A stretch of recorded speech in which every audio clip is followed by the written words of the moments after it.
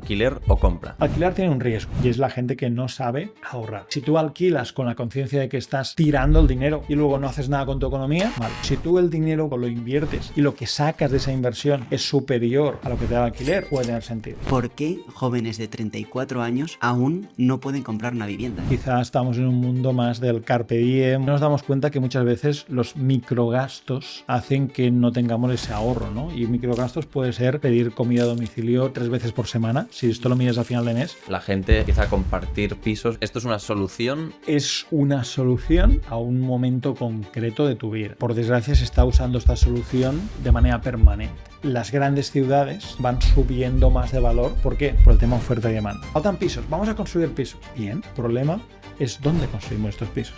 Hay 3 tipos de ocupas.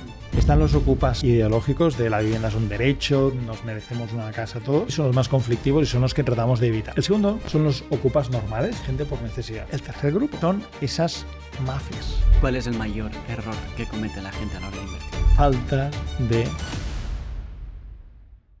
A la de 3.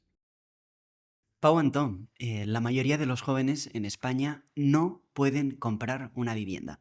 Según el Eurostat, en España el 83,2% de los jóvenes entre 18 y 34 años viven con sus padres.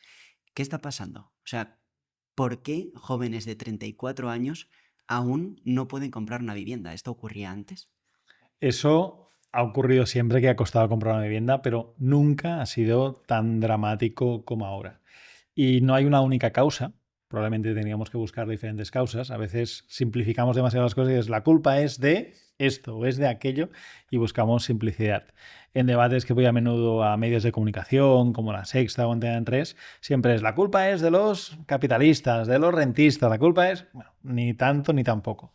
Hay muchas causas. Creo que la vivienda, es un dato, se ha ido encareciendo desde un punto que estaba muy económica hace una serie de años y ahora ha ido creciendo de precio porque también se considera un activo de inversión. Y la gente, antes de invertir en otros activos, quizá por seguridad, por eso de que el tocho es algo seguro, tangible, predecible, pues hay gente que prefiere hacer ese tipo de inversión. Esto es un razonamiento que mucha gente dice, oye, pues voy a invertir en vivienda, y al haber gente que quiere invertir en vivienda para ellos mismos o para alquilar a terceros, pues hace que la vivienda suba. Podría ser una de las causas. Otra de las causas es que todos queremos vivir en los mejores sitios. Y quizá cuando nuestros padres, nuestros abuelos compraban casa, miraban qué puedo comprar con el dinero que tengo y se adaptaban a comprar algo que quizá no estaba en el centro de la ciudad o no estaba tan bien comunicado.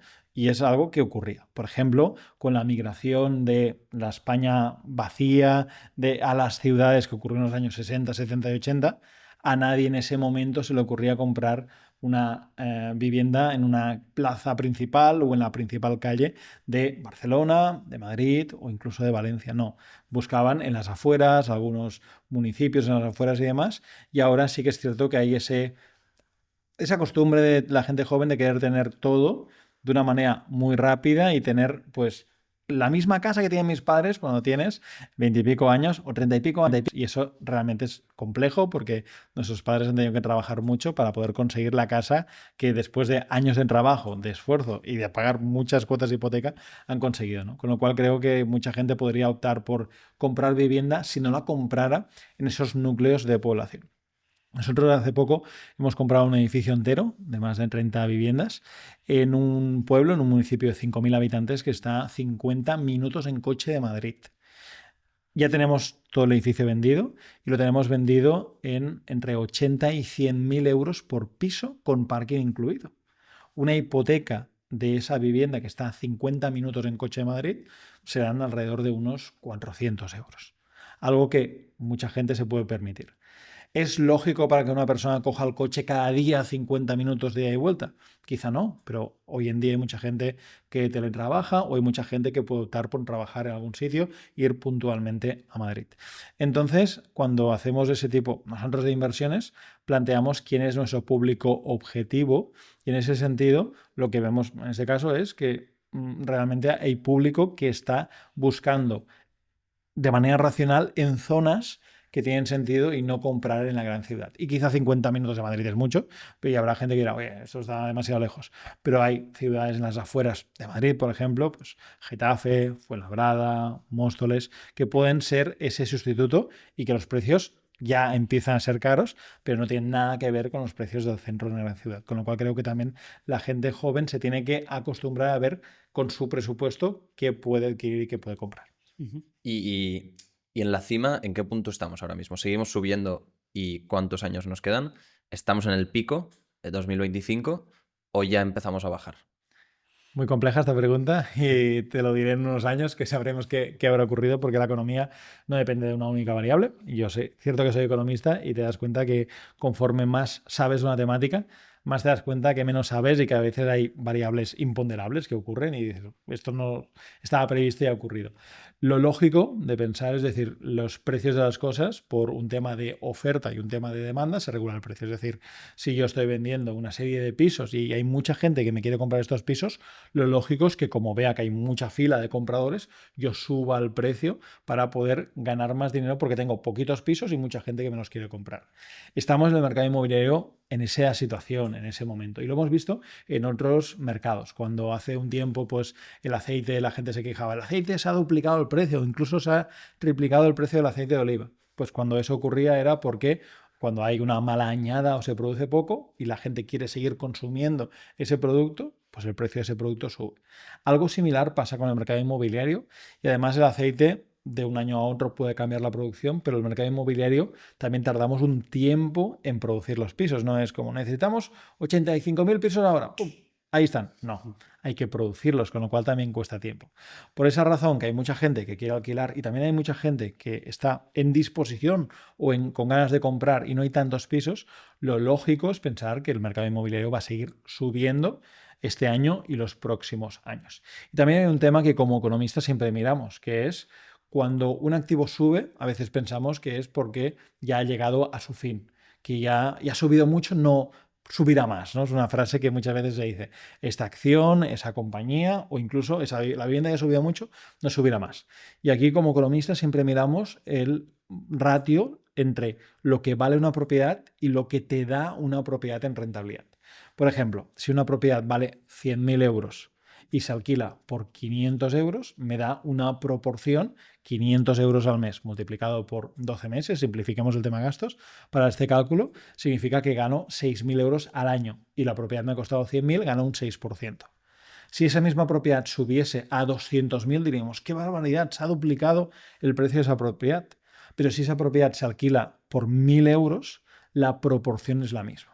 Y nosotros con nuestra empresa, que ayudamos a clientes que inviertan, nos fijamos, porque tenemos muchas estadísticas en los años que han ido pasando, que la proporción está muy similar hace 4 o 5 años con las viviendas más económicas de lo que lo está ahora. Es decir, está una proporción similar, es decir, ha subido el precio del activo, el precio de la vivienda, pero también el precio del alquiler. Por eso no hay esos desajustes de se paga muy caro, pero el alquiler sigue intacto y ahí quizá hay más especulación. Y como todo el mercado de la vivienda no es España funciona así, no. Hay municipios, hay zonas que seguro que están tensionadas, hay municipios, hay zonas que seguro que va a haber más demanda que oferta y otras que habrá más oferta que demanda, con lo cual los precios no sean iguales para todo el mundo. Y es un mercado que hay que ver con pinzas y en cada segmento y en cada localidad concreta.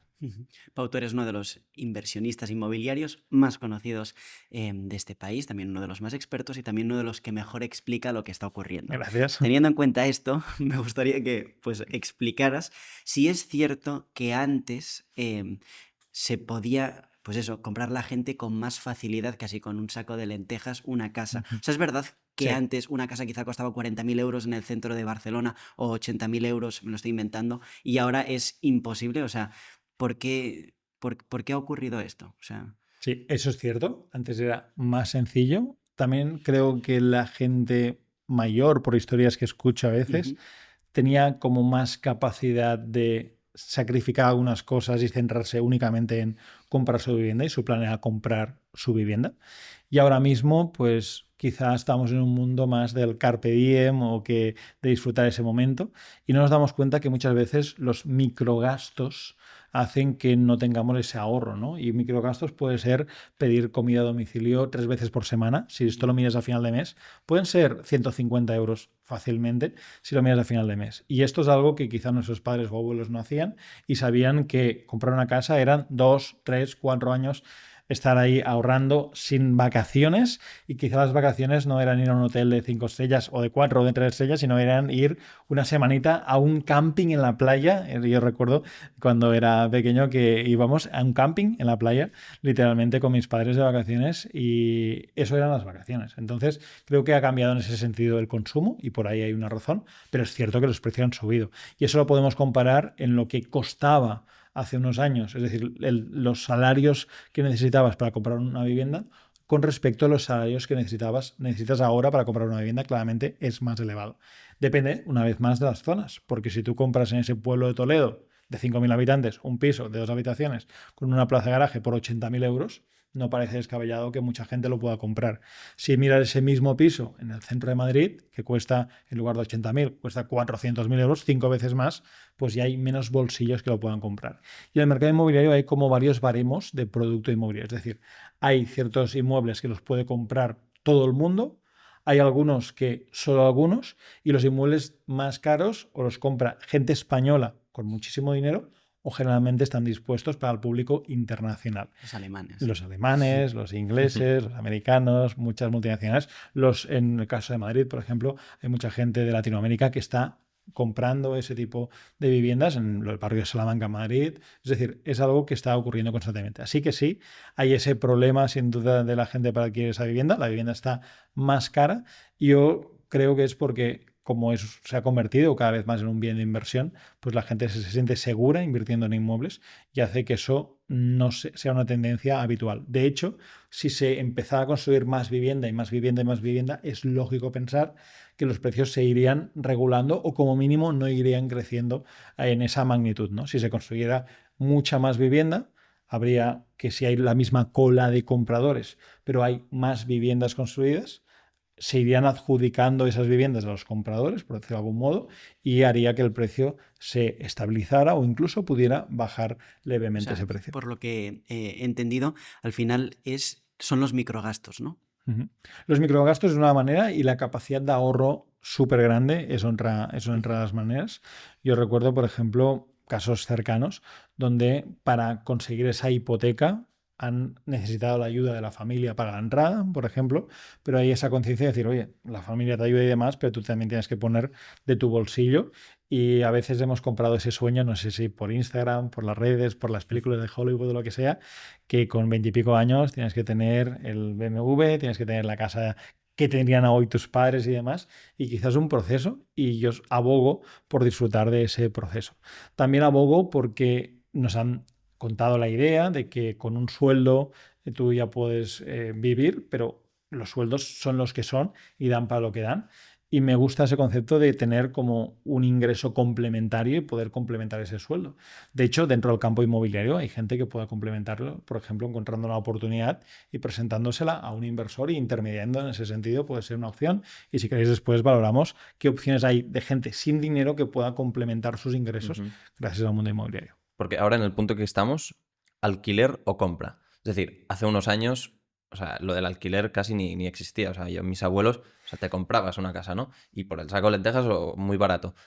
Pero ahora al revés, o sea, es impensable comprarse una casa, o sea, una hipoteca, la gente lo idealiza muchísimo. Entonces, ¿en qué punto estamos y hacia dónde va esto? Creo que comprar no es para todo el mundo. Si alguien tuviese que decidir un consejo a alguien que no conoces, le diría alquila una vivienda. ¿Por qué? Porque alquilando una vivienda tienes mucha más flexibilidad. Alquilando una vivienda puedes decir en cada momento qué casa necesitas. ¿Qué quiere decir eso? Que probablemente personas jóvenes como vosotros, un piso pequeño, funcional, cómodo, bien ubicado, os funciona. Quizá en unos años, cuando tengáis familia y demás, querráis una casa incluso un poco más grande o incluso una casa con su piscina, su jardín, para los niños, lo que sea. y a los 60 años esa casa se os hará inmensa y pues esa casa pues probablemente terminará vendida y esa casa pues terminará en manos de otra persona porque ya es demasiado grande, ¿no? Con lo cual, en ciertos momentos de nuestra vida necesitamos ese commodity que es la vivienda que sea diferente, con lo cual aquí ganas flexibilidad. Para mí, claramente, el consejo general que le doy a todo el mundo es alquila. De hecho, yo hasta hace apenas un mes y poco he vivido toda mi vida en alquiler. Hace un mes y poquito compré el ático donde vivimos y gracias. Y ha sido una decisión 100% irracional. Ujú. Es decir, yo con los números en la mano nunca hubiese comprado el ático donde vivo. Y si lo he comprado ha sido porque mi chica le gusta. Es decir, nosotros estábamos de alquiler en un ático y hemos comprado el mismo ático, que ahora lo vamos a reformar completamente, para dejarlo 100% a nuestro gusto. Y ha sido una decisión, como digo, 100% irracional, pensando en nuestra comunidad, pensando en cómo nos gusta vivir, pensando en que nos gusta la zona, que nos gusta el sitio, que tiene unas vistas increíbles, la terraza, que nos gusta ese sitio y mira, nos queremos quedar aquí un tiempo. Y es cierto que en cierto tiempo quizá la propietaria o antigua propietaria nos hubiese dicho, pues ahora os tenéis que ir porque quiero vivir yo, lo quiero vender o lo que sea. Pues mira, nos hemos avanzado eso.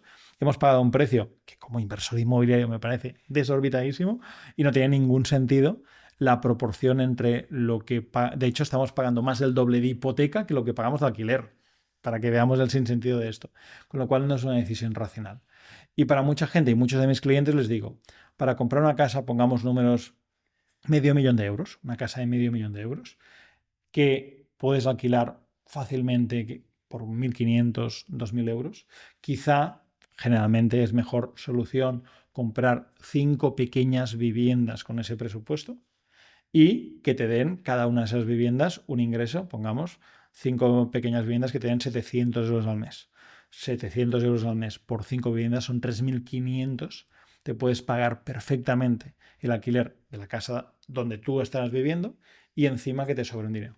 Por eso, la solución general para todo el mundo es alquila. Si me dices, no, es que yo vivo en un pueblo que las casas valen 60.000 euros, ¿sí? Compra. Porque 60.000 euros no te dan el 100% de hipoteca, fácilmente pagas de hipoteca 200 y poco euros y tendrás que poner algo poquito de entrada. Con lo cual hay que ver caso a caso, pero como concepto general, creo que la gente es mejor que alquila. Alquilar tiene un riesgo y es la gente que no sabe ahorrar. Porque si tú alquilas con la conciencia de que estás tirando el dinero, que no es así, pero estás gastando en ese servicio, en que te dé ese cobijo, y luego no haces nada con tu economía, mal. Pero si tú el dinero que pagas en alquiler tienes un colchón económico y ese colchón económico lo inviertes y lo que sacas de esa inversión es superior a lo que te da el alquiler o compensa una parte del alquiler, puede tener sentido. Si una persona me dice, compro una vivienda en el centro de Barcelona por $500.000 euros para ahorrarme un alquiler de 1.500, le digo, no me parece una buena inversión. En cambio, si esa persona compra varios pisos y le dan 3.000 o 3.500 euros y se paga, me parece una buena opción. También es cierto que las grandes ciudades generalmente van subiendo más de valor. ¿Por qué? Por el tema oferta y demanda. Decimos, faltan pisos, vamos a construir pisos. Bien, pero cuando decimos vamos a construir pisos, no nos damos cuenta que el problema es dónde construimos estos pisos. Porque la gente quiere que se construyan los pisos en el Paseo de la Castellana, en la Avenida Diagonal y demás, y no caben más pisos a no ser que hagamos las ciudades más altas, que puede ser una opción y viajáis por Estados Unidos, que habéis estado hace poco, y por otros sitios, y las ciudades son muy altas, pero no es el caso que tenemos ahora mismo en España, que se podría replantear urbanísticamente si esa fuera la casuística o la solución, ¿no? Con lo cual dices, vamos a construir más pisos para que el precio de la vivienda baje. Pero a veces no queremos que el precio de la vivienda baje. Queremos que baje en una calle donde no caben más pisos y no se pueden construir más pisos. Y donde todo el mundo quiere vivir en esa calle. Entonces, es un poco el pez que se muerde la cola y decir, ¿dónde conseguimos los pisos? A 50 kilómetros del centro, donde la gente no prefiere no ir a vivir allí, ¿no? Entonces, ahí está el mercado y creo que es un tema de preferencias que la gente tendrá que decir, renuncio a estar en el centro, renuncio a metros cuadrados incluso, para decir, o vives más lejos en algo mejor y más nuevo o más grande, o vives en el centro en algo quizá más pequeñito y menos cómodo, ¿no? Es decir, hay que encajar esa ecuación. Sí. Porque esto es lo que está pasando un poco en Andorra, ¿no? O sea, Andorra físicamente sí que es un valle cerrado y o crecen para arriba o dejan de crecer, ¿no? De hecho, en Andorra una de las parroquias que se llaman ahí los 5 municipios que hay, que se llama Escaldes en Gordany. En Escaldes se ha empezado a construir, ya van varias torres en altura. Fue súper criticada porque rompía la estética de un país de montaña, casas bajas y demás. Y ahora hay gente que le gustará más, le gustará menos, como cualquier acción. Pero sí que es cierto que en un mismo sitio ha podido congregar muchas viviendas y está en parte solucionando el problema que tiene Andorra de vivienda, que es grave, como sitios pequeños donde afluye mucha gente o va mucha gente en poco tiempo concreto, va mucha gente. Y están previstas construir por ahí más torres y más viviendas para seguir dando soporte, dando solución a toda esa demanda, esa lista de gente que está queriendo residir en Andorra o que ya reside allí pero quiere comprar o alquilar una propiedad en Andorra. Pau, hay mucha gente que dice que alquilar es tirar el dinero. Acabas de decir que no. Entonces, me gustaría preguntarte por qué. Y luego también, teniendo en cuenta que ahora mismo en España estamos en una situación en la que la pirámide demográfica está invertida, ¿crees que quizá el mejor momento quizá para invertir o para comprar una casa será en 30 años, cuando haya muchas casas que por razones obvias queden sin habitantes? O no tiene, no sé, es un análisis que me sale ahora. Puede ser, puede ser. Invertir o comprar, o sea, es decir, alquilar no es tirar el dinero, de la misma razón que comprar agua no es tirar el dinero. Es decir, cuando compramos agua es porque tenemos una necesidad de hidratarnos, de beber, de estar sanos, etc. Lo mismo ocurre cuando pensamos en una vivienda. Tenemos una necesidad de dormir bajo un techo. Y eso puede ser de alquiler o puede ser de compra. Yo entiendo que hay gente que no tiene la costumbre de ahorrar y dice, mira, a mí no me compliques la vida, aunque hagas 1000 Excels, 1000 cálculos y que salga que lo más lógico es no comprar esa casa cara que da una rentabilidad bajita y tenga sentido comprar varias casas, alquilarlas. Bueno, sí, pero yo quiero mi estabilidad, quiero mi casa y no todo en la vida es un Excel. Habrá gente que dirá, por un tema personal, por un tema de familia, por un tema de que los hijos van a 2 calles, quiero que esta sea mi casa, hacerla a mi gusto. Un hogar. Un hogar. Yo he invertido en mi vida en más de 1000 viviendas y después de haber invertido en más de 1000 viviendas he comprado mi propia casa. Es decir, que he recorrido un camino, ¿no? Y en mi caso, mi casa, si lo miramos con el patrimonio, lo que representa la compra de mi casa, digamos, tiene un valor, la compra de casa, de menos del 5% de mi patrimonio. Con lo cual, para mí no es una decisión importante, ha sido una decisión 100% irracional, pero lo hago en un porcentaje que no afecta a mi patrimonio el hecho que yo entierre en dinero.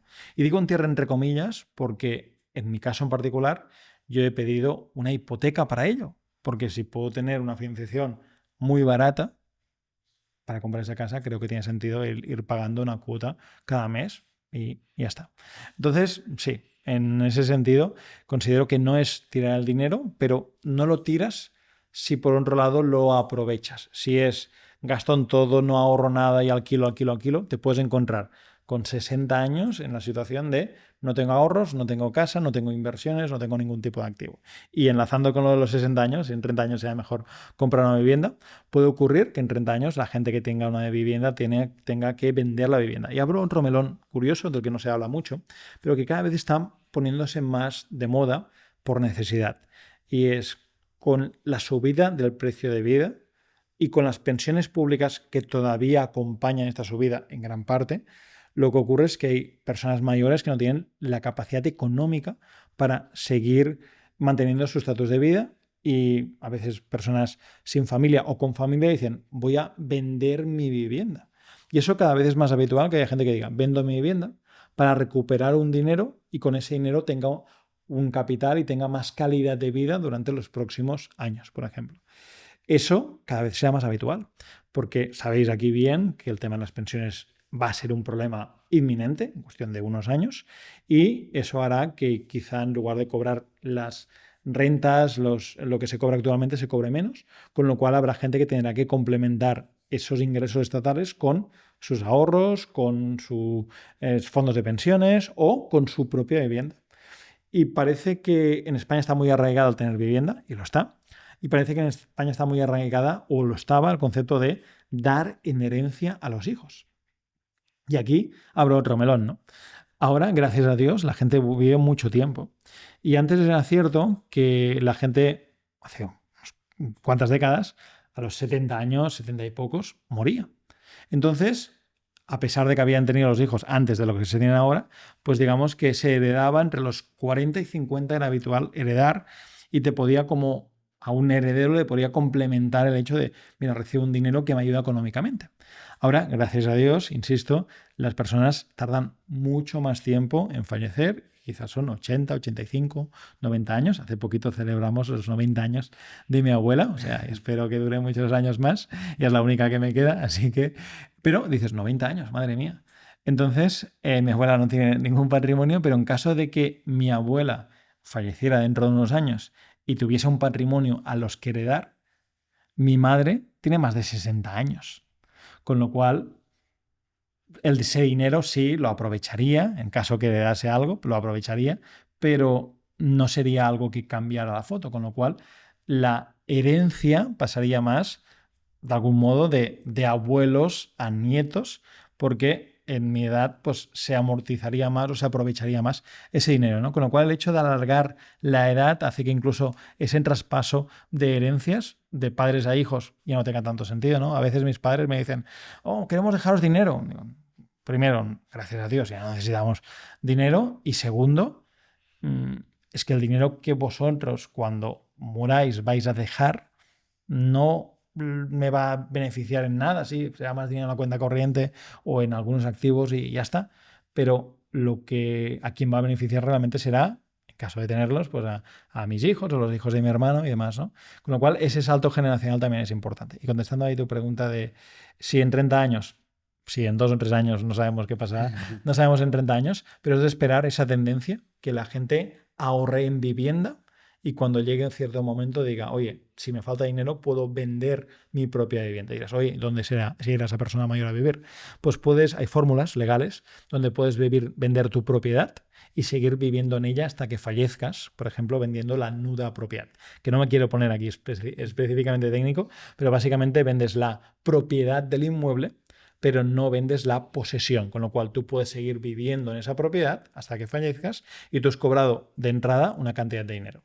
¿Se vende por el precio real que tiene esa propiedad? No, lo vendes por menos porque solo le vendes como una parte de la propiedad. Técnicamente la propiedad está a nombre de otra persona, pero tú te reservas el derecho de vivir ahí, con lo cual generalmente hay descuentos, depende de la edad de la persona en el momento que lo venda, del 30, del 40, del 50% del valor de una propiedad.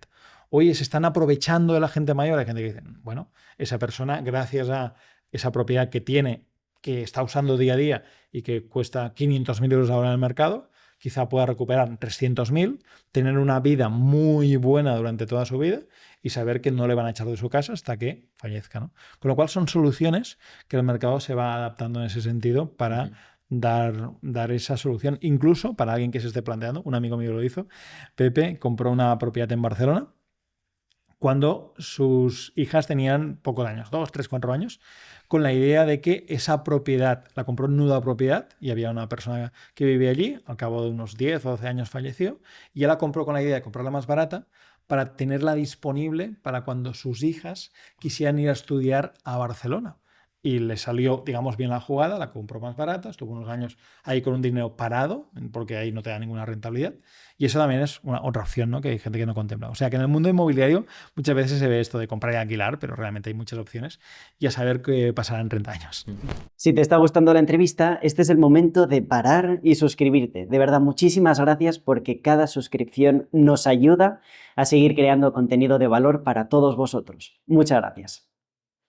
Porque ahora con este problema de la gran demanda y pocos pisos, están saliendo o surgiendo nuevas ideas como las habitaciones compartidas, sobre todo la gente joven, o ya quizá no tan joven, que con 30 o 35 años incluso la gente empieza a compartir pisos, ¿no? Se dividen en habitaciones. Entonces, esto es una solución y se puede llegar a ser un problema. Es una solución que yo la veo como una solución a un momento concreto de tu vida. Y por desgracia se está usando esta solución, digamos que de manera permanente. ¿Es una solución irte a comer un día en una cadena de hamburgueserías? Sí, está bien. ¿Es una solución alimentarte solo de esas hamburguesas que generalmente pues, no son muy sanas y demás? Pues probablemente no. Entonces yo lo veo una solución para gente joven, para gente que está cambiando de sitio. Nosotros que, entre otras cosas, el mercado inmobiliario tocamos un punto de las habitaciones, nos encontramos que hay gente que viene a España, gente inmigrante o gente que viene a España por trabajo, por diferentes cuestiones, y que es la opción viable, la única opción viable, empezar por ahí. Pero creo que estas personas tienen que tener cierta carrera económica para terminar optando a tener su propia vivienda en alquiler y ojalá algún día puedan permitírselo y les dé para poder comprar una vivienda si es lo que quieren, porque como digo, hay gente que yo si no fuera por mi chica no hubiese comprado el piso, seguiríamos toda la vida de alquiler y está perfecto también vivir de alquiler, creo que no hay que denostar esta opción. Pero el tema de habitaciones creo que es una opción, debería llegar a ser una opción puntual. El problema que hay ahora es que se está viendo como que una persona que no sale de alquiler por habitaciones y no puede permitirse el alquiler de un piso. Y eso da pena. De nuevo, eso en los sitios donde los precios son más baratos no ocurre, pero en la gran ciudad, que es donde hay más trabajo, más oportunidades, es algo que ocurre y que ocurre muchísimo. Y no hay una solución muy fácil, porque fíjate, si hay pongamos en números, si hay, vamos a inventarnos, 100 personas que quieren vivir en un sitio concreto y solo hay 50 viviendas en ese sitio concreto, pues o construimos más pisos para que esas 100 personas puedan vivir en 100 pisos, construimos 50 pisos más, o si en esa zona no se pueden construir más pisos, lo que hay que hacer es partir los pisos. Y algo curioso, que hace años me enseñó mi abuelo, me hizo ver, ¿no? Mi abuelo, que ellos vivían en una casa. Y ahora, donde vamos a dormir, le decimos voy a casa. Pero no son casas. Generalmente son pisos y demás. Es decir, el concepto casa es algo que va desde el suelo hasta el cielo o hasta donde la ley permita, planta baja más 2 o lo que sea. ¿Sí? Entonces, es el concepto casa. Un espacio donde desde abajo hasta arriba es tuyo. En los pueblos hay casas, habitualmente. No hay bloques de pisos de planta baja más 6 o planta baja más 8, no, hay casas. Luego, en las ciudades, hace muchos años, la gente construía su finca. Las fincas verticales, construía su finca. Y típicamente en esta finca no vivía una familia, es decir, padre, madre, hijos en una, sino que la familia, entendida como los primos, vivían cada uno en una planta. ¿Sí? Y entonces uno vivía en el principal, otro vivía en el primero, otro vivía en el segundo, en el tercero, y iban viviendo por plantas. Y habían pisos enormes, también es cierto que habían muchos más hijos y habían pisos enormes en ese sentido. Bien. Luego, como los hijos fueron naciendo menos y las familias tenían menos hijos, lo que ocurrió en ese sentido es que esas plantas se fueron partiendo y generando de cada planta, que todavía le llamamos, voy a comprar un piso. Un piso hacía referencia a comprar toda la planta, todo el piso. ¿Sí? Pues se fue partiendo, si queremos poner los técnicos, en como varios apartamentos, en varias zonas, y cada uno tenía su espacio independiente y se segregaban esos espacios. Hasta ahora quizá al punto que ya no compartes solo el partir una planta en varios pisos, sino que incluso dentro de ese piso quieres compartirlo y partirlo en habitaciones donde tienes tu espacio privado y luego tendrás tu baño, que generalmente es compartido, tu salón o pequeño salón, que es compartido, y evidentemente la cocina, la zona lavadora, secadora y demás, que es compartido. Con lo cual, viendo esto, lo que ocurre es decir, oye, cada vez estamos viviendo en espacios más pequeños. Y para adivinar el futuro, lo que ocurre, yo siempre me voy a los que van por delante nuestro. ¿Quién va por delante nuestro? Espero que los japoneses no, porque ahí duermen en muy pocos metros cuadrados, pero te vas a ciudades tan bonitas como París o como Nueva York y te das cuenta que es habitual vivir en pisos que son ilegales o siguen ahora ilegales con la legislación española de 10, 12, 15 metros cuadrados. Te vas a barrios bonitos de Nueva York y te das cuenta que un piso de 14 metros cuadrados vale una fortuna. Entonces, probablemente la tendencia va por ahí, porque más gente quiere vivir en los mismos sitios y no se puede construir más en esos sitios. Me da honestamente pena de que eso ocurra, pero si queremos vivir en el mismo sitio todos y no se puede construir más, lo lógico es que partamos y compartamos ese espacio. Y Pau, ¿no has observado que con el teletrabajo quizá cada vez más gente se está yendo a los pueblos? Y luego también Juan Manuel de Prada nos dijo que nos quieren solos en un cuchitril con Netflix y con un gato. Juan Manuel de Prada es un escritor pues, muy importante español, ¿no?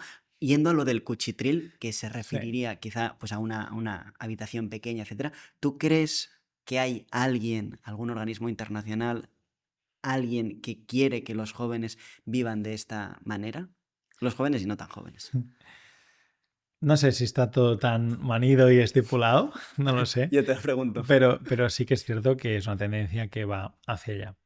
A nivel de cada vez también vamos a tener menos cosas. Si lo piensas, no hace tanto que tú comprabas el periódico y te regalaban el DVD con la película no sé qué. Tenías una estantería en el comedor con los DVDs. Ahora en casa no tenemos ni DVDs ni el aparato para reproducir DVDs. Ni Ahora, el periódico. ni el periódico, correcto. Con lo cual ahora consumimos contenido online, ya sea en prensa, ya sea en plataformas de streaming, sea Netflix, HBO, la que sea, ¿no? O sea, consumimos todo esto, con lo cual tenemos cada vez menos espacio. Lo cual es lógico que las casas, en cierta manera, si no necesitamos tanto espacio, como que se hagan más pequeñas. En lugar de tener 200 libros en casa, yo soy todavía de tener libros en casa porque me gusta el tacto del papel, pero mucha gente ha pasado, mi novia, por ejemplo, va con el Kindle a todas partes y lee con el Kindle. Oye, pues está perfecto. Entonces hemos pasado a no necesitar tanto espacio, con lo cual hay una cosa así. De 5 hijos También. sí, a uno, quizá, a uno ninguno, o muchas dos. parejas que no tienen hijos o mucha gente que vive digamos, que vive sola. De hecho, hace unos años hay un estudio de portales inmobiliarios que miraban cuál era la intención de búsqueda de los pisos de las grandes ciudades. Es decir, cuando ponías en el buscador, ¿qué ponías? Pues mucha gente, la joya de la corona toda la vida ha sido comprar una propiedad que tenga 3 habitaciones y 2 baños. Ahora mismo, lo más buscado en capitales es 2 habitaciones y 1 o 2 baños. Con lo cual estamos renunciando a esa habitación. ¿Por qué? Porque quizá no queramos tener tantos hijos, o quizá trabajemos en otro espacio, o quizá queramos trabajar en la misma habitación, que no sería lo más práctico, pero estamos renunciando a ese espacio. No sé si hay un plan manido, pero es cierto que si todos queremos vivir en el mismo sitio hay que repartirlo. Va a pujar o va a ganar quien pague más, con lo cual habrá en ese sentido que adaptarse. Y la primera pregunta que me hacías... Teletrabajo. Teletrabajo, eso. El teletrabajo para mí es algo que yo abogo por él, pero es cierto que con estudios se ha demostrado que no es tan eficiente para las empresas. En nuestra empresa tenemos algo más de 70 empleados. De estas 70 personas que trabajan con nosotros, hay muchos perfiles diferentes. Hay algunos que tienen prohibidísimo el teletrabajo, que son en la constructora los que levantan los edificios y las obras y la reforma, que esos tienen que estar en la obra, si no, la cosa no funciona. Eso, evidentemente. Luego están perfiles que son mixtos, como perfiles, por ejemplo, la parte de captación inmobiliaria, es decir, captar inmuebles para que nosotros los compremos o nuestros clientes los compren. Esos tienen una parte del trabajo que es teletrabajo, porque buscan las propiedades, hablan con otras inmobiliarias, con compañeros, hacen ofertas y demás, y luego hay que visitar los inmuebles, hay que revisar las reformas para que nuestros clientes no tengan que hacerlo y demás. Y luego tenemos toda la parte de comunidad de inversores, la parte de formación a inversores, que ahí es una parte bastante más online. Mi experiencia es que el teletrabajo, si la persona es muy responsable, funciona. Pero si no es una persona muy responsable, es muy fácil en tu casa tener muchas distracciones, con lo cual nosotros aplicamos el teletrabajo, creemos en teletrabajo, pero muchas empresas más serias que la nuestra han demostrado decir, mira, un día como el caprichito porque salimos ahí del COVID y la gente ya está acostumbrada a eso, pero 4 días en la oficina y ya sé que el día que estés en casa serás menos productivo que el día que estés en oficina. Dicho esto, probablemente esa tendencia o ese sueño idílico de me voy de la ciudad al campo, a pueblos para poder teletrabajar, para un empleado de una compañía no es claramente una opción, a no ser que sea una vez, es decir, si es una vez por semana vienes a la oficina, puede ser una opción. Y una nací Tortosa y hay amigos míos, mi primo, por ejemplo, Jaume, lo que hace es que 1 o 2 veces por semana le toca ir a Barcelona y lo que hace es, pues, coge el coche, además tiene el coche de empresa, coge el coche, va a Barcelona y demás, y se lo medio organiza, ¿no? Josep, el marido de Laura, de mi prima, también hace lo mismo y se lo organizan. Pero excepto esas empresas que te permiten ir puntualmente y ya, creo que no es una opción. Y al final estás a 1 hora, hora y media, bueno, en este caso un poquito más, 1 hora y media, 2 horas de Barcelona. Esa es una opción, pero creo que no va a ser la tónica habitual. Sí que es cierto que gracias a la tecnología hay muchas profesiones que se pueden desarrollar en cualquier lugar. Y en ese sentido, esas son las profesiones que sí que permiten teletrabajar y vivir en otro sitio y poderte mudar, ¿no?, de un sitio para otro sin, o sea, moverte cuando sea necesario y ya está. Ujú. Porque, volviendo un poco a lo de antes, con ese reparto del espacio que tenemos en la misma ciudad donde todos queremos estar, entiendo que es un reparto justo y, por tanto, ¿cómo entra el tema de la ocupación aquí? Vale, reparto justo, la palabra justicia depende de quién comente, ¿no? Porque cuando voy a debate, sobre todo en la sexta, los sábados por la noche, algunas semanas que voy por ahí, lo justo para algunas personas es que las personas que han nacido en un barrio sigan viviendo en un barrio. Lo justo en un mercado capitalista es que quien tenga los medios para comprar esa cosa disfrute de esa cosa. Con lo cual ahí, sin ánimo de contradecirte, el término justicia, y yo me lo he encontrado en debates en la sexta, por ejemplo, una taxista que ha venido a veces y que es una chica Alicia fantástica, que dice, yo es que quiero vivir en Ibiza y no puedo porque no encuentro vivienda. Y empatizo muchísimo con ella. Alguna vez en el hotel que nos alojan ahí los de la sexta he desayunado con ella y demás, y me explica su situación y es un drama, pero dices, bueno, pero entonces, ¿qué hacemos? ¿Hacemos como una serie de viviendas para un tipo de personas locales y otras viviendas para otro tipo de personas? Podría ser, ¿sí? De hecho, el VPO, la vivienda de protección oficial, nació con la idea de hacer zonas donde la gente que vivía y trabajaba ahí pudiera, digamos, estar cerca de los puntos de trabajo. Ahora quizá no tiene mucho sentido, y quizá nunca lo he tenido, que una persona que vive en el centro de una gran ciudad, pongamos Barcelona, tenga que hacer 40 minutos de transporte público para ir y para volver a su trabajo. No es muy eficiente y quizá no tenga sentido. Pero lo que es cierto es que las zonas en el centro de las grandes ciudades están copadas por el capitalismo, que para mí es algo bueno, y hace que quien quiera comprar una vivienda la compre al precio de mercado. Con lo cual, la justicia, si entendemos la justicia por quien paga el precio justo, sí, son los propietarios. Pero volviendo al tema de la ocupación, que es un gran tema, para nosotros la ocupación la entendemos en nuestra compañía como algo innecesario, porque se resolvería súper rápido con una ley, pero que a nosotros nos ha hecho ganar millones de euros. Y este es un punto muy importante que hay que recalcar, porque hay mucha gente que dice, qué drama la ocupación, no invertir en vivienda por culpa de la ocupación. Está haciendo que muchos inversores se desanimen de invertir en vivienda. Ok, pero si tú sabes entender el problema y buscar soluciones a ese problema, te das cuenta que por ahí puede salir un beneficio. Yo no estoy de acuerdo a la ocupación, ojalá se resolviese rápido, y para mí la solución rápida a la ocupación sería que cuando alguien notifique o denuncie que se ha ocupado una vivienda, y me da igual si es hace 5 minutos o si es hace 2 meses o 2 años, que, oye, esta persona está viviendo ahí. ¿Cuándo entró? Da igual, está viviendo en un sitio que no es suyo. Si alguien me roba el reloj, da igual que me robó hace 5 minutos o hace 5 años. Las leyes, evidentemente, en algún momento prescriben lo de esto, pero evidentemente eso es algo que podría ocurrir. Si denuncio esto, que haya, me imagino, un policía que vaya a esa vivienda y diga, bien, ¿usted está viviendo aquí? Sí. ¿Me puede enseñar las escrituras conforme está su casa? No, no es mi casa. ¿Me puede enseñar el contrato de alquiler que le habiliten a pagar algo por... No, no tengo contrato de alquiler. Si no es su casa y no tiene un contrato de alquiler, o es un ladrón que ha entrado en su casa a robar algo, o es un ocupa que quiere vivir aquí sin pagar algo, con lo cual está robando el uso de esa vivienda. Y si nos ponemos las manos en la cabeza cuando hay gente que roba cosas, pues cuando eres el dueño de una propiedad, te están robando el uso y el disfrute tuyo personal o el disfrute también económico de poder rentar, de poder alquilar esa propiedad y poder cobrar con ella. Así que la ocupación tenía que terminar y sería tan simple como decir, esto es un robo que se produce a un propietario que con muchas veces esfuerzo ha comprado esa propiedad, que muy a menudo esas propiedades no las ha comprado si le ocupa una casa que es suya, no la tiene pagadita y todo esto. No, generalmente tiene que pagar una hipoteca, porque la mayor parte de casas que los inversores compramos, los compramos con hipoteca. Generalmente no solo es un tema de hipoteca, también hay un tema de el IBI, la comunidad de vecinos, las derramas, los gastos, los suministros, todo esto. Con lo cual, ocupar y que no pase nada me parece una atrocidad.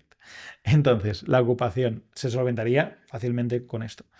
Mi punto de vista sobre este tema es que no hay una voluntad política de hacerlo, aunque se habla mucho de eso, y probablemente haría que más gente se animara a comprar viviendas y alquilarla y solventaría en parte el problema de la vivienda, pero dicen, mira, si hay gente que se queja, que hay gente que tiene problemas económicos, optemos porque ocupen y que no pase nada. Y así como de alguna manera pasamos el muerto, pasamos el marrón a las personas que tengan vivienda y ya se aclararán para que en un tiempo prudencial desalojen la vivienda y que la vuelvan a recuperar.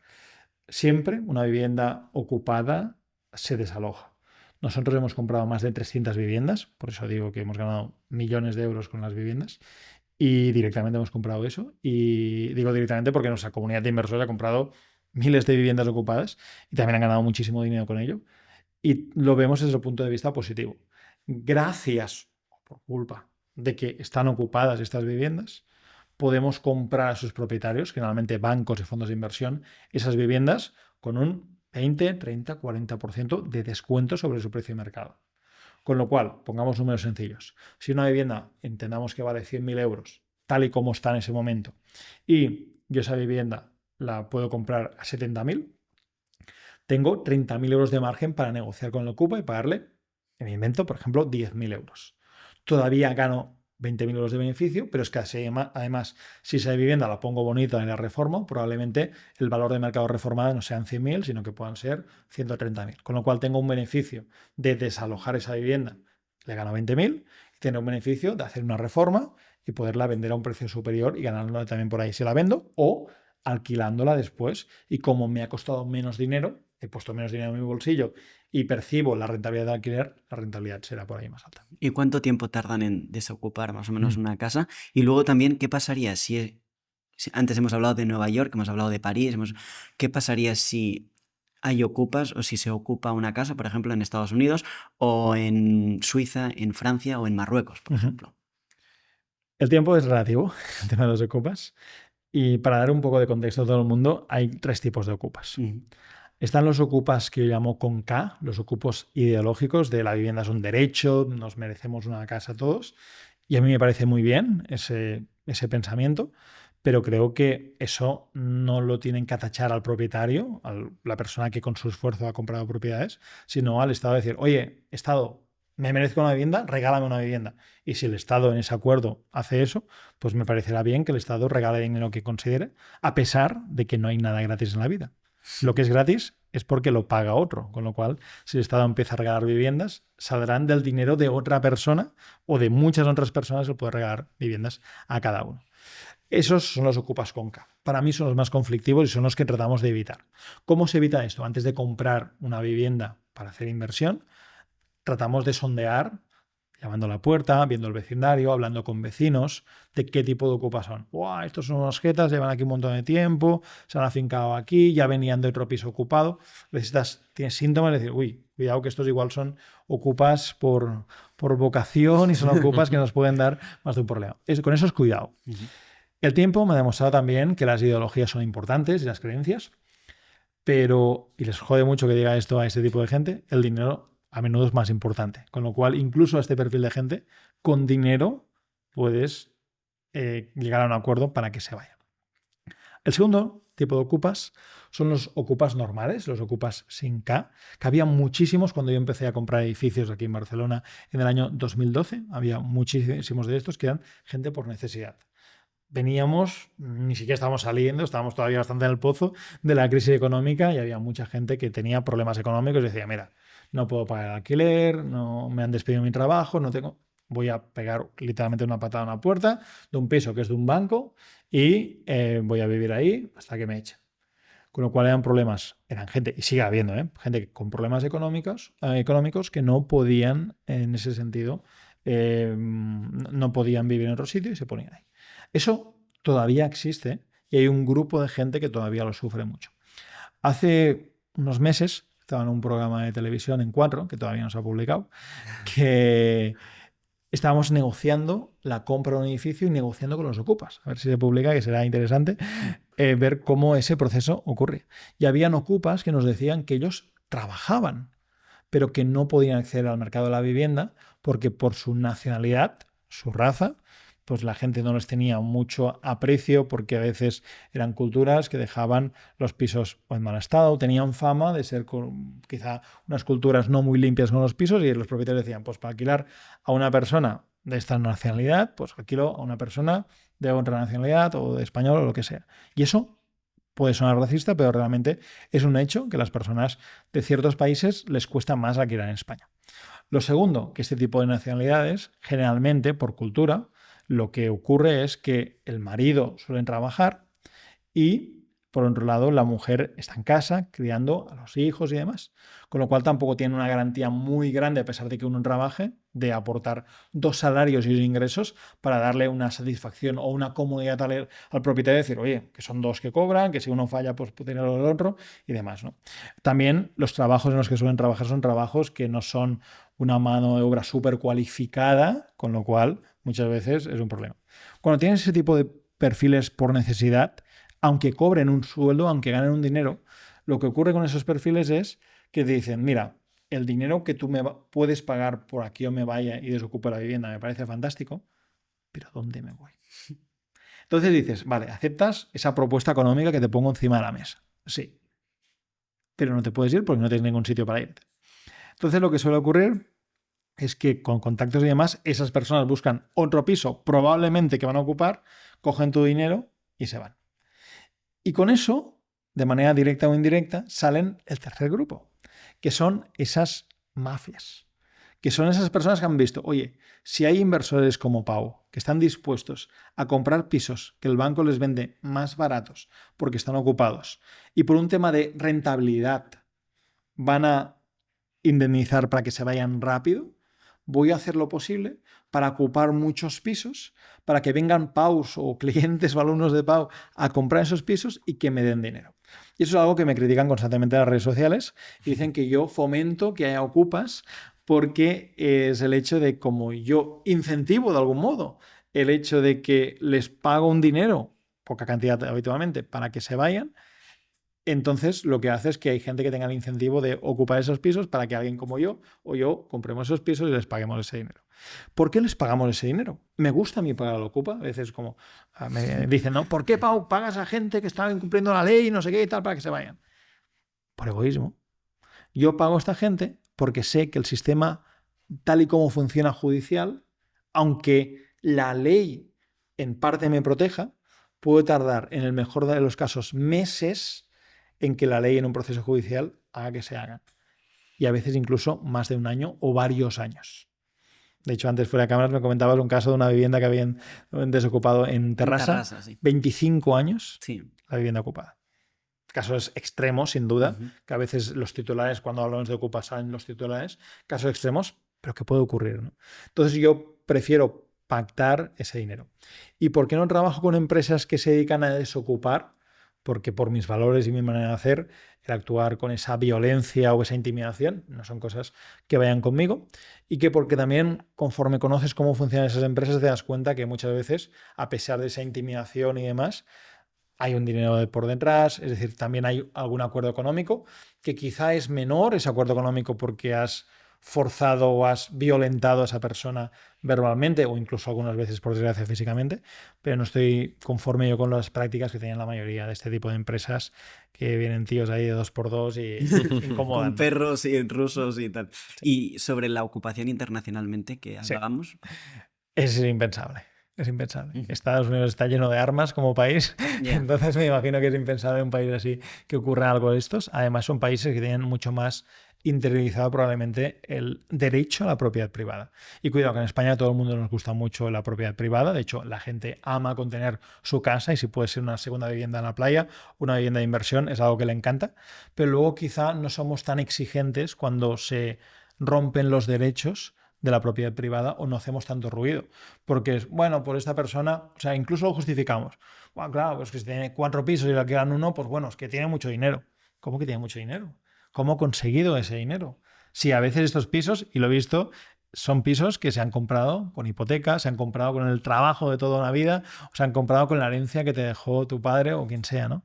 Entonces, creo que nosotros mismos, como sociedad, muchas veces no le damos tanto crédito, no le damos tanta importancia a decir, se está cometiendo una atrocidad contra la propiedad privada. Que ¿Quién va a solo querer comprar? ocurre en España. Eso ocurre en España. En algunos países pueden ocurrir algunas cosas, pero no tan grave como España, que yo tenga constancia, no hay ningunos países. De hecho, en mis vídeos del canal de YouTube, a veces cuando hablo de ocupas, porque es un tema que en España preocupa, pues realmente me preguntan gente, sobre todo de Latinoamérica, que mira el canal, ¿qué son los ocupas? Que tengo que poner un comentario explicando ese concepto. Si hay gente de Latinoamérica que nos sigue, es una persona que de manera ilegal entra en una propiedad y esa propiedad pues se apropia de ella y está viviendo en esa propiedad del tiempo que considere hasta que alguien, el propietario generalmente, consigue echarle esa propiedad. Una Y suma. hay ocupas con K, ocupas Ocupas Con con C. C, ocupas más majos que otros. Sí, y de esos que hacen negocio y que van ocupando casa en casa Ujú. esperando cobrar del propietario. ¿Cuáles son los mejores para mí como inversor? Los que, curiosamente, los que hacen eso como negocio. Porque saben perfectamente cómo ocupar otra casa, saben que yo llegaré, le podré dar una cierta cantidad de dinero y en cuestión de días, ni siquiera semanas, se irán a otro sitio y yo tendré un inmueble que he comprado más barato. Ese inmueble que he comprado más barato lo podré vender ya con un margen sin hacerle nada, aunque típicamente lo reformamos, lo ponemos todavía más bonito para que el precio del valor suba conforme al mercado. Es decir, los inversores inmobiliarios no vendemos los inmuebles caros porque sí, vendemos los inmuebles caros porque alguien del otro lado está dispuesto a pagar por el precio al que vendemos esos inmuebles. Porque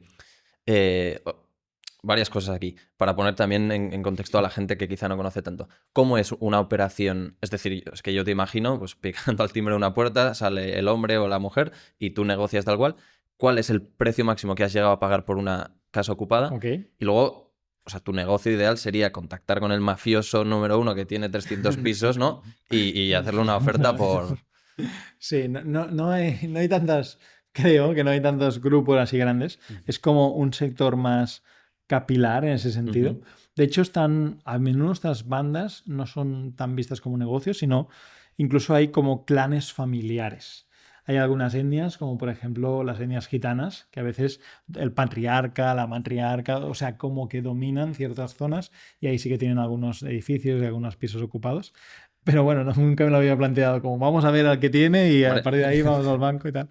Es una buena manera de verlo. No, nunca hemos hecho esto, pero sí que es cierto que cuando vas a buscar, como me preguntabas, ¿no? Cuando vas a buscar una propiedad para comprar y, por ejemplo, un banco te pasa esa propiedad, lo que tratas de hacer, y ahora diré por qué tratas de hacerlo y no lo puedes hacer muchas veces muy bien, es ir allí y picar a esa puerta. Esto hace años funcionaba de maravilla, porque el banco te llamaba a ti, te contactaba, lo que sea, mira, tengo este piso que voy a vender. Ahora los bancos tienen comercializadoras y los anuncios los suben en todas partes. Con lo cual, cuando tú vas a la puerta y dices, oiga, que quiero comprar este piso, o incluso muchas veces se usa, acabo de comprar este piso, la respuesta de esa persona suele ser, pues mira, hoy me han dicho ya 7 personas que me han llamado a la puerta a molestarme que han comprado este piso. No puede ser. Entonces, antes sí que ocurría, acabo de comprar este piso, o lo estoy comprando, lo que sea, porque casi nadie picaba la puerta. Ahora, con la información que es mucho más global, típicamente la gente hace eso y picas a la puerta y demás. ¿Para qué nos sirve hoy picar a la puerta? ¿Para llegar a un pacto antes de comprar? En algunos casos se da, pero es poco habitual porque mucha gente ha picado, ya ven el interés y demás. Es sobre todo para tantear qué tipo de persona es. Tantear si ves que hay niños, es un problema porque son familias que a veces se consideran vulnerables. Entonces, si te abren la puerta y ya ves un cochecito y demás, quizás una vivienda que tenga un poco más de problemas en ese sentido. Y referente a el proceso finalmente es, todo el proceso sería, tú intentas sacar información de qué tipo de... La vivienda la conoces más o menos. Tú intentas sacar información de qué tipo de ocupa tienes ahí, ¿vale? Luego intentas sacar información de cómo está la vivienda por dentro, porque a nivel de reforma no es lo mismo que la vivienda esté perfecta que la vivienda no esté bien. Entonces tú intentas sacar información y le dices al ocupa si te permite ver el piso. Muchas veces te dice que ni hablar. Entonces hay gente que se va con así tranquilamente, bueno, pues nada, no lo puedo ver, me hago la idea de cómo será, a ver cómo está y demás. Yo he llegado a ver pisos de ocupa, incluso pagándole el ocupa, truquillo, para que me enseñe a ver el piso. ¿Te importaría enseñarme el piso? No. Vale. ¿Y si te diese 50 euros, me enseñarías el piso?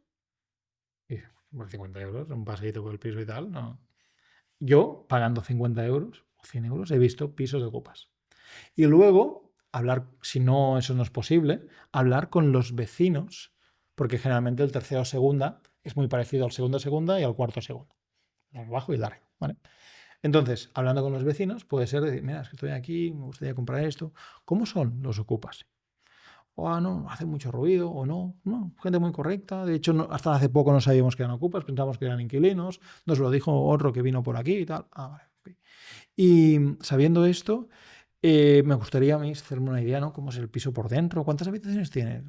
Y a veces los mismos vecinos, por simpatía o lo que sea, pues te permiten Ujú. entrar, y a veces también es cierto que hay un factor de nacionalidad o cultural que entienden tu punto, que estás comprando. Generalmente el discurso con el que vas es un discurso de estoy comprando esto porque con mi pareja queremos venir aquí en el barrio, lo que sea y tal. Es decir, no vas de inversor malvado, generalmente, porque también compramos ese tipo de viviendas en barrios que generalmente son humildes, y no vas de soy un inversor malvado que voy a comprar esto para echar a esta gente, luego esto. No, pues vamos a hacer la labor que tengamos que hacer como inversores y ya está en ese sentido.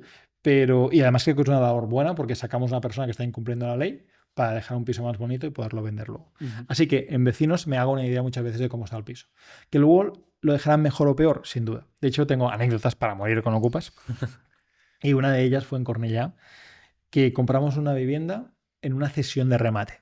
No me pone de nuevo técnico, pero una cesión de remate es que el banco, cuando tiene una deuda, se adjudica que puede comprar ese piso porque es como, vale, la deuda ya no la han pagado, pues me voy a quedar el piso. Muy fácilmente. Me voy a quedar el piso, el banco tiene que comprar el piso. Y tiene esa posibilidad de comprarlo él o de ceder esa opción para que otro compre el piso. Esa cesión de ese remate judicial. Pues en este caso yo lo que hice fue comprar un piso en cesión de remate. Antes de comprarlo, picadita de puerta, habíamos hablado con la señora, una señora brasileña, con un hijo no mayor de edad, pero de 17 años, 16, 17 años, todo correcto, fijamos un precio, todo fantástico. Bien, compramos el piso, volvimos. Oiga, mira que ya estamos, ¿cuándo te vas a ir? Fechas, no el cuánto, no el por cuánto, sino el cuándo, en qué momento te vas a ir, fechas y demás. Nos dijo, no, mira, es que he hablado con una persona y he hablado a partir de ahora con esta persona porque quiero más dinero y eso. Nos sorprendió bastante. Y resulta que esa persona la había metido, el antiguo promotor arruinado, la había metido ahí, que no sabemos hasta qué punto eran amigos, amantes o cualquier otra cosa, no lo sabemos, pero sí que es cierto que la había metido ahí y ella de buena fe había dicho, mira, por esto me voy, me puso ahí alguien, me voy y ya está. Y el promotor, expromotor, quería como cobrar su tajada o recuperar ese dinero. Y eso nos obligó a subir el precio. Hasta tal punto que las negociaciones fueron tensas, duraron varias semanas, incluso más de un mes. Y al final de todo, le pagamos lo que quería, incluso con exigencias por parte de el ocupa o esa persona que decía, si no me pagáis lo que os pido, no solo no os voy a dar el piso, sino que os voy a destrozar los baños, la cocina y demás. Con lo cual ya no piensas solo en el peaje económico que tiene el tener que pagar, sino piensas que el estado en el que te van a dar el inmueble es algo realmente muy, muy relevante. En este caso pagamos finalmente algo más de 10.000 euros y fue la vez en la vida que más hemos pagado con los ocupas. Es algo que os comparto a vosotros, pero no me gusta decir muy bien números porque cada zona es diferente y evidentemente en zonas donde la ocupación no es un problema suelen ser importes más bajos y no es lo mismo un tipo de propiedad que otro tipo de propiedad.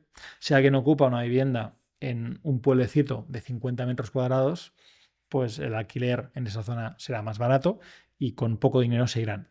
Si alguien alquila una vivienda de 50 metros cuadrados en el centro de Valencia, es lógico que sea más caro lo que se le paga a un ocupa.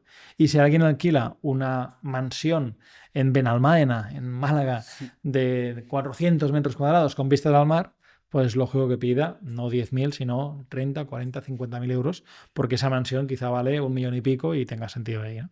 Con lo cual el precio del inmueble y el tipo de inmueble hace que sea un precio u otro. Y lo que digo siempre, ¿duele tener que pagar eso? Sin duda. Pero yo lo veo como un gasto más necesario para poder comprar una propiedad, tenerla disponible para ti y que luego la puedas alquilar, la puedas vender o incluso que puedas vivir en esa propiedad, porque hay poca gente que se atreva a eso, pero hay gente que ha comprado una propiedad ocupada, los ha desalojado, ha reformado la vivienda y viven ellos en esa vivienda y han conseguido a un precio más económico comprar esa vivienda. Pau, cambiando de tercio, antes al principio estábamos hablando de que hay gente hoy en día que con 34 años aún no puede comprar una vivienda, no puede emanciparse, ¿no? Tú con 27 años llegaste a la libertad financiera, no sé si podrías luego hablarnos un poco de qué es exactamente, y luego con 35 años te prejubilaste. Entonces, ¿podrías explicarnos cómo y cómo conseguirlo? La libertad financiera es tener el dinero suficiente para que el dinero trabaje para ti. Yo no creo en la utopía que a veces se nos vende desde Estados Unidos sobre todo, o algunos gurús también españoles de ingresos pasivos, porque no hay nada 100% pasivo. Si tienes un dinero, tienes la responsabilidad de gestionarlo y tienes que siempre que hacer alguna gestión, alguna cosa, sea en la bolsa, sea en los inmuebles, siempre hay que hacer alguna cosa. Pero es cierto que se pueden delegar muchas tareas para que implique el menor tiempo posible. Yo conseguí la libertad financiera activa a los 27 años, que significa que había conseguido ahorrar meritoriamente y ahorrando muchísimo algo más de 300.000 euros a los 27 años, para que estos 300.000 euros, sacando una rentabilidad comprando, reformando y vendiendo pisitos, me diese una rentabilidad neta de impuestos en torno al 20%, con lo cual tenía más de 60.000 euros cada año, más de 5.000 euros al mes. Ya me creía el rey en ese sentido, porque honestamente tampoco tengo un nivel de vida que tenga muchos gastos, sobre todo gastos fijos, puede tener algunos gastos variables que me apetecen, pero sigo teniendo un nivel de vida bastante tranquilo en ese sentido. Un poquito más ahora mismo, pero que no es en exceso eso. Con lo cual, en 27 años tenía el dinero suficiente para decir, yo haciendo 2 o 3 compras de pisitos con ese dinero a 100.000 por pisito, puedo revender esto, ganar 20-25.000 euros por piso, que después de impuestos me quedan fácilmente 60.000 euros al año de hacer estas 2-3 operaciones. Bien. Eso fue la libertad financiera activa. Por otro lado, también hay lo que es la prejubilación. Y eso salió con conversaciones con amigos que me decían, oye Pau, tú después de trabajar años has ido acumulando un patrimonio, tienes cada vez más compromiso y demás, ¿por qué no te haces como a un lado? Y aquí hay un tema personal que siempre me ha obsesionado y que sigue obsesionándome a día de hoy, que es si seguir como en las riendas, aprovechando el momentum y demás, porque además me gusta trabajar, me gusta hacer cosas. Y por otro lado, sí, bajar ritmo y parar la máquina, parar las calderas y trabajar un poquito menos, ¿no? Y me gustan ambos mundos, ¿no? Y descubrí una manera, que era con los negocios que tenemos. Los negocios los está gestionando un equipo fantástico que tenemos en Mones Capital, en Inversor Pro, en Mones Real Estate, un equipo fantástico que tenemos en ese sentido. Y yo puedo estar más al margen de esos negocios. A la práctica dedico un día completo al trabajo cada semana. Por eso es la prejubilación, no la jubilación. Y un poquito más de otro día, pero con un día y medio semanal, no es la semana laboral de 4 horas, pero con un día y medio semanal estoy ahí cómodo, trabajando, y el resto del tiempo estoy disponible por si hay algún asunto, pero hemos gestionado una empresa o tenemos una empresa con la que puedes seguir disfrutando de esa ebullición de los negocios, del trabajo del día a día, pero no tengo que estar constantemente encima, porque el trabajar y el emprender cuando te consideras una persona activa es a veces un poquito enfermizo. ¿Y cómo gestionamos nosotros el dinero? Que es muy fácil. Nosotros tenemos diferentes líneas de negocio, asesorando a inversores y también, por otro lado, por la parte de formación, dando soporte, ayuda a inversores y acompañándoles a que hagan su primera inversión. Y el dinero que ganamos en estas líneas de negocio, hay una parte que va para construir casas en Ecuador a gente que no tiene casas, y es una ONG que tenemos, y otra parte lo que hacemos es invertirlo en proyectos inmobiliarios. Con lo cual, nunca bajo ningún concepto gasto un euro de lo que nos generan los negocios. Tenemos la parte de los negocios que capitaliza las inversiones inmobiliarias, y mi hermano, que es mi socio, y yo vivimos de lo que es propiamente el rendimiento, el fruto de esas inversiones. Todo ese proceso de yo salirme del día a día es complejo en una empresa que tiene algo más de 70 personas que trabajan con nosotros, y ha sido crucial la figura de los diferentes líderes en cada área y evidentemente la figura también de mi hermano, que le hice socio de la empresa y fue una gran decisión, y es quien se encarga de la parte más de gestión operativa y sería ahora el CEO el que está al mando de las diferentes actividades. Así que ahí sí pude prejubilarme. Otra opción era bajar el chiringuito, bajar la persiana de todo, y simplemente con mi patrimonio ya podría vivir, con lo cual sería una opción, pero una parte de mí me gusta esa vida tranquila y otra parte de mí me gusta también el bullicio de la actividad, de los negocios, de ayudar a mucha gente como hacemos desde el canal de YouTube hasta gente que está en nuestros programas de acompañamiento. Y es lo que te iba a decir, que bueno, el hombre se realiza con el trabajo y por tanto algo hay que hacer. Y luego que realmente te has prejubilado, pero ahora eres youtuber y eso supongo que es un trabajo. Entonces con el canal de YouTube un poco tú introduces, ¿no?, todo este tema del sector inmobiliario, intentas ayudar a otra gente, ¿no? Esa formación. Entonces si nos podrías explicar en qué consiste un poco la formación y cómo jóvenes de nuestra edad podemos empezar a invertir, cómo podemos introducirnos en este sector. Yo inicié YouTube muy pronto. Mi primer vídeo fue en 2013. Wow. Y yo no vendía ninguna formación. en 2013. No tenía previsto vender ninguna formación, aunque me apasiona la docencia, tanto que tuve 7 años de profesor en la universidad, en ADE, y luego estuve varios años más, o sea, los mismos años, pero menos tiempo, 4 años más en CAFE, que es INEF. Evidentemente daba clases de economía y de cómo gestionar una empresita pequeña y todo eso, y que tuvieras una noción básica de empresa y de negocios. Pero yo nunca pensé que ese canal de YouTube que un día monté iba a desarrollarse con un tema de formación. De hecho, para mí era una puerta, una visibilidad a enseñar lo que hacía en ese momento, en 2013, y enseñar los proyectos que teníamos, y también una puerta de visibilidad que también nos sirve hoy en día para no solo gente que diga, oye, que quiero aprender, ¿no? Ahora por las redes está muy visto, ¿qué curso tienes? ¿Qué haces? No sé qué. Parece que todo el mundo tenga que tener un curso, y está bien, porque mucha gente tiene conocimientos y es muy lícito que los comparta. Pero ese canal de YouTube salió por vocación de compartir y enseñar, y también me venía muy bien ese momento porque hay gente que confiara en un chavalito de 20 y pico años, y que ese chavalito de 20 y pico años pues pudiera captar dinero de inversores que querían invertir en sus proyectos, ¿no? Así que por ahí empezó, y ahora también nos sigue entrando dinero de inversores gracias al canal de YouTube. Lo hice sin conocimientos, con un iPhone antiguo, grabándome mal grabado, con un mal micro. Esto es una locura de micro que tenéis. Nada de eso, ni mucho menos. Y creo que hay que empezar cuanto antes, cuando tienes una idea, y luego ya irás afinando e irás puliendo. Así que YouTube no me considero para nada un experto, pero es cierto que es un canal que apoya, y probablemente todo el ruido que hemos hecho luego invirtiendo no se tendría ese altavoz si no fuera por ese canal de YouTube, y es algo que las marcas que tenemos, Bonus Capital, Inversor Pro, se aprovechan de esa marca personal o de ese canal que he podido crear en ese sentido.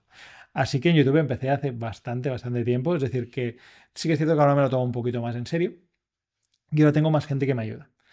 YouTube para mí tuvo como 3 fases. Una que era público cuando me da la gana, que fueron los primeros 6 o 7 años desde 2013. Una segunda que era un vídeo a la semana, grabado por mí, con mis medios, lo mejor que podía. Y una tercera fase, que son generalmente un par de días cada mes, mes y medio, cerrado, con equipo, grabando, y de esta manera para mí es mucho más sencillo tener claro que voy a grabar. Pues voy a grabar estos 8 vídeos, venga, y ahora estamos publicando 2 vídeos por semana, que ya sabéis lo que cuesta esto, sábado y el martes a las 4 de la tarde, y publicando 2 vídeos por semana. Pues hay que planificar, hay que contar, y antes era un contenido mucho más de, ay, voy a hablar de esto. Y ahora tratamos que haya cierta línea, que se hable de ciertos temas que preocupan, ver lo que ocurre en Instagram o lo que nos preguntan por Instagram para dar solución a estos temas. Así que yo todo el mundo le diga que nos siga por aquí. Evidentemente, como me preguntabas, hay gente que quiere un punto más allá. Yo me di cuenta bastante pronto que, a pesar de tener una formación... la formación nació en 2019. Yo hice la primera formación sobre inmuebles, porque mucha gente en YouTube me decía, Pau, enseñas lo que sabes, una formación, no sé. Habían un montón de comentarios de esto, y era... No había nadie formando en tema inmobiliario en España, creo, en ese momento. Y mi marca en ese momento era la más conocida a nivel de inversión inmobiliaria aquí en España.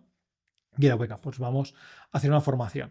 Y he pensado, bueno, yo soy el profesor de la universidad, esto sea fácil, es explicarles todo lo que sé, lanzárselo y ya está. Entonces, lo que salió fue unos eventos que yo hacía en mi despacho, en la Plaza Francesc Macià en Barcelona. Y el feed de producto fue tan sencillo como decir, a ver, mi despacho es una mesa grande así, caben 10 personas. Pues mira, 9 y yo, somos 10, pues 9 plazas, y que vayan veniendo. Y algunos fines de semana daba formación viernes tarde, sábado y domingo, y les explicaban un fin de semana todo lo que sabía. La gente salía enchufadísima, pero con un jaleo hasta aquí arriba de la cabeza. Y luego, gracias al COVID, porque no hay nada malo que por bien no venga, todo esto lo pasamos a una metodología, vídeos grabados, y lo más importante, no solo contenido, que hay muchísimo contenido, lo que tenemos ahora mismo, que es un acompañamiento. Un acompañamiento no típico que hay un chat con gente, con expertos. No, eso evidentemente que también lo tenemos, pero tenemos un acompañamiento 1 a 1 con tutor, con lo cual hacemos el seguimiento de cada proyecto, y muchas personas, y lo tenemos medido, están invirtiendo desde que entran al programa, a Inversor Pro, están invirtiendo en menos de 3 meses, cuando quizá llevaban tiempo viendo Idealista, portales, y no se daban nunca el paso, con lo cual tenemos ese acompañamiento. Así que no somos solo una formación hoy por hoy, sino que somos una formación más un acompañamiento para hacer que la gente cumpla esos objetivos. Y Paula, la pregunta que te he hecho de cómo podemos empezar siendo jóvenes y sin tener ni idea en este sector, cómo podemos empezar, y si se puede empezar sin dinero o sin muy poco dinero. Yo empecé joven y sin dinero. En ese momento tenía poco más de 10.000 euros. En 2012 era eso. Un año después monté lo de YouTube, pero primero fue comprar propiedades para terceros. Y hay dos maneras de hacerlo. Una manera es la posibilidad que tienes de encontrar una oportunidad, un activo, un inmueble, y ese inmueble dárselo a un inversor. Ese inversor lo que hace es comprarlo y te da a ti una comisión. Intermediación pura y dura. Algo que es muy rentable y que no necesitas dinero. Necesitas moverte un poquito, contactos, actitud, y evidentemente la primera oportunidad probablemente no sale, pero conforme vas avanzando se darán oportunidades. Y el segundo campo, que es lo que a mí me capitalizó realmente, fue coger a un inversor, preguntarle, ¿tú realmente qué quieres? Busco edificio en este caso, así, así, así, con estas características, este presupuesto, perfecto. Te los voy a buscar. Y si te encuentro esto, ¿los compramos? Sí. Y al comprar estos edificios, ¿cómo repartimos el dinero? Y en ese momento pactamos, bueno, fue un poquito más tarde, pero pactamos que del beneficio de la operación de comprar un edificio, reformarlo y venderlo, de ese beneficio yo me iba a llevar el 20% del beneficio. Bueno, 20% no está mal. Pero pongamos números y pongamos contexto. Un edificio de 1 millón, donde se le saque un 30% de beneficio, de inversión total 1 millón, un 30% de beneficio, son 300.000. Si yo me llevo un 20%, me llevo 60.000 euros. Haciendo una operación al año, puedo vivir no uno, sino incluso varios años.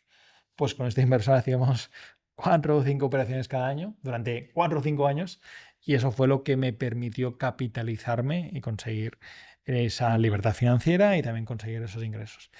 Hoy, ¿cómo puede empezar una persona de cero? Intermediando, sin duda, buscando inversores también. Y hay una opción, ya que hemos hablado del alquiler por habitaciones, que es la posibilidad de alquilar una habitación, una vivienda entera y realquilarla por habitaciones. De hecho, yo le digo siempre a la gente joven, digo, ¿te has planteado en lugar de tú alquilar una habitación, tú poder hacer indirectamente el negocio de alquilas la vivienda entera, aunque te ayude a alguien porque no tengas muchos recursos, haces el esfuerzo de alquilar la vivienda entera, realquilas las habitaciones y con lo que saques realquilando las habitaciones, siempre con el permiso del propietario, lo que saques realquilando las habitaciones, probablemente vivirás gratis en ese piso. Y aquí hay dos personas, la que dicen, vivo gratis, qué bien, me lo gasto en la comida rápida, en la discoteca, en el reservado, lo que sea. Y los que dicen, ese dinero que no estoy pagando de mi piso es como si lo pagara, lo aparto y estoy empezando a ahorrar para mi futuro. Es decir, que incluso lo podemos plantear ese conocimiento como invierto para ganar dinero o invierto para minimizar un coste y que ese coste que no tengo físicamente lo guarde para seguir aumentando así. Así que algunas maneras para esto, y pensémoslo, y lo pensé en su momento. Si yo puedo conseguir un edificio de 1 millón, de 2 millones, de 3 millones, si puedo conseguir eso y puedo cobrar un porcentaje de eso, voy a ganar mucho dinero. Si yo cobro un 3% de 1 millón, son 30.000 euros. Con lo cual, pensando en la intermediación como una opción, creo que es algo que todo el mundo, literalmente, y lo he visto con múltiples ejemplos de clientes, pueden hacer. ¿Y cuál es el mayor error que comete la gente a la hora de invertir? La falta de persistencia, que muchas veces es por una falta clara de confianza. Todos queremos que las cosas sucedan y que sucedan muy rápido. Todos, yo el primero, no voy a negarlo. Pero es cierto que tenemos que tener un punto de paciencia para que eso ocurra. Y me he dado cuenta que por más conocimientos, por más formación, por más bibliografía que tengamos, Excel, documentos y demás, el hecho, en nuestro caso en particular, en nuestro programa, de tener a alguien atrás y te diga, oye, venga, ¿cuántas inmobiliarias has visto? ¿Cuántas ofertas has pasado? Hace que como que te automotives y que te acompañemos y te guiemos. Y es el estar detrás y dar cariño a las personas. Es lo mismo, a mí siempre me ha costado mucho perder peso, es una batalla de toda mi vida. Y tengo, en cada comida que como, le mando la foto a Fernando de lo que estoy comiendo. Y me dice, menos de esto, más de aquello, más de no sé qué. Y es la única manera que puedo salvar el tema peso. Y luego tengo una persona que me entrena. Tener una persona que te escuche y que te ayude es sin duda clave. Hay gente que es mucho más hábil que yo y tiene la capacidad de ser metódico. Nosotros decimos que con 1 hora al día es suficiente para conseguir resultados entre 3 y 6 meses. Es suficiente, sabiendo hacer en cada momento lo que tienes que hacer. Y hay gente que se pasa, me paso 1 hora al día. Llevo 1 año pasándome 1 hora al día. Gente que no está en nuestro programa. ¿Y qué has hecho? Estoy en portales inmobiliarios buscando. Vale, ¿cuántos pisos has visto? 8. ¿En un año? ¿8 pisos o en una semana? No, en un año. Vale. ¿Cuántas ofertas has hecho para comprar pisos si no te encajan los precios? Una oferta. Bueno, pues hay un tema de embudo que dices, si tú dedicas 1 hora al día, lo primero que tienes que hacer es entender un poquito el mundo inmobiliario. Lo segundo que debes hacer es, entendiendo el mundo inmobiliario, ir a ver varias inmobiliarias. Lo tercero, cuando te presenten pisos, ir a verlos, ver lo que no está mal en lo que está mal en los pisos para justificar un descuento. Y luego hay que pasar una oferta. Y al pasar 10, 12, 15, 18 ofertas, no más, lo lógico, y lo tenemos en estadística de los clientes, es que una compra hagas. Con lo cual, ¿cuánto cuesta comprar un piso a un precio razonable? No al precio, un 80% de descuento, eso no existe. Un precio razonable para ganar dinero. De 10 a 20 ofertas, no más. Así que es un trabajo de persistencia y a veces nos frustra como profesores, por decirlo de algún modo, que ves gente con talento, con ganas, que dices, pues si casi lo tienes, si ya tienes 8 inmobiliarias que has visto, si ya es esperar, ¿no? También hay que saber que no está la inmobiliaria esperando que tú entres por la puerta para decirte, este es el piso, cómpralo. No. Esto no es una panadería que tengas una barra de pan y decir, ¿qué quieres? ¿1 kilo de pan? Venga, toma, ahí está. No. Los pisos van madurando, probablemente las oportunidades que hoy salen ya las tengan adjudicadas a otros inversores, es como te pones como en la cola en ese sentido. Y para mí es la persistencia, pero es que es en los inmuebles y es en los podcasts, que lo hacéis genial, es en todo en la vida. Es hacer el trabajo, hacerlo y pensar que en algún momento llegará. Y es un efecto bola de nieve. Igual que vosotros podéis traer a grandísimos invitados aquí, pues sin duda el hecho de comprar una vivienda y luego otra, lo que hace es que al cabo de un tiempo la gente te respeta, te conoce, sabe que eres un tío serio, que va comprando, que tiene su capacidad y también la capacidad de otros inversores. Y estar en una comunidad de inversores, por ejemplo, a mí y a nuestros clientes nos da la posibilidad de decir, oye, que esto se me queda grande. En lugar de descartarlo, ¿cómo lo hacemos entre varios? Ahora mismo tenemos un proyecto de 12 viviendas de lujo en Sitges. La última que hemos vendido a 1.460.000. Yo no me puedo comer eso solo, construir todo eso. Pues lo estamos construyendo con capital de la comunidad de inversores, por ejemplo, y repartiendo ese beneficio que se genera, ¿no? Así que hay muchas oportunidades para el que es persistente y que no se rinde. Pues ya para terminar, ¿crees que el dinero da la felicidad? Es una pregunta que siempre hacemos. Está muy bien esa pregunta. El dinero, sin duda, da muchísima felicidad desde el punto de que te quita mucha infelicidad. Es decir, la felicidad sí se mide por poder beber, por poder comer, por poder tener un techo, por todas esas necesidades básicas en la pirámide de Maslow, claramente, te compra literalmente la felicidad. Desde el punto que tener 1.000 euros al mes o no tenerlos te hace inmensamente feliz. Eso sin duda. Y creo que todo el mundo está de acuerdo, le guste más o le guste menos el dinero, estará de acuerdo. Que hay ciertos niveles de riqueza que tener un poco más o un poco menos no te cambia la vida, absolutamente. Hace un rato comentaba que el cobrar una herencia cuando tienes 50 años y la vida más o menos ordenada, no te cambia realmente la vida. Lo que te cambia la vida, y yo animo a los clientes que me piden consejo de, oye, que tengo un dinero para los hijos y demás, ¿cómo lo hago? Oye, pues si puedes ayudarles en etapas tempranas de su vida, van a aprovechar mucho más el dinero para hacer proyectos, para hacer negocios, para comprar su vivienda o también para disfrutarlo. Porque el dinero se disfruta mucho más cuando se es joven, aunque sea un viaje cutre a Ibiza, que cuando tienes un viaje de lujo a Maldivas una semana, que es bastante aburrido, y se disfruta mucho más en ese sentido con colegas en Ibiza un verano a los 20 años, ¿no? Entonces, el dinero está para usarse. En ese sentido, creo que el dinero sí que sirve para dar la felicidad. También yo he pasado por muchas épocas y muchas economías en mi vida y te das cuenta que el dinero sí que sirve, literalmente, pero me doy cuenta siempre que no es un factor a partir de cierto nivel y conforme más dinero he ido acumulando, te haces preguntas en la cabeza, ¿no? Decir, bueno, ¿para qué trabajar más si ya he acumulado cierto dinero, ¿no? ¿Por qué los humanos somos esa raza de los humanos como tal, ¿no? Que no son otros animales, que queremos más y más y más y más? Y dices, yo en mi caso, que tengo mi vida asegurada, la vida de mis hijos en algún momento los tengo asegurada con las propiedades que tenemos, con los ingresos que tenemos, porque esa ansia de asegurar más, ¿no? ¿Es por egos, por comparación, es por ser el mejor, es por qué, ¿no?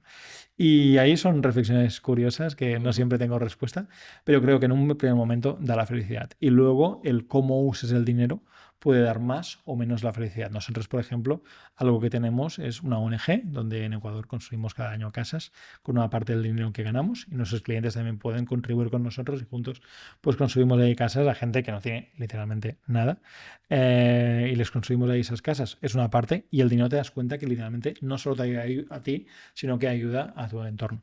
Pero no cambia de verdad mucho la vida tener 150.000 euros al año para gastar a tener 250.000 o 500.000. No cambia mucho. De hecho, mi vida, mi día a día es bastante tranquilo. No suelo tener grandes lujos. Algún caprichito tengo.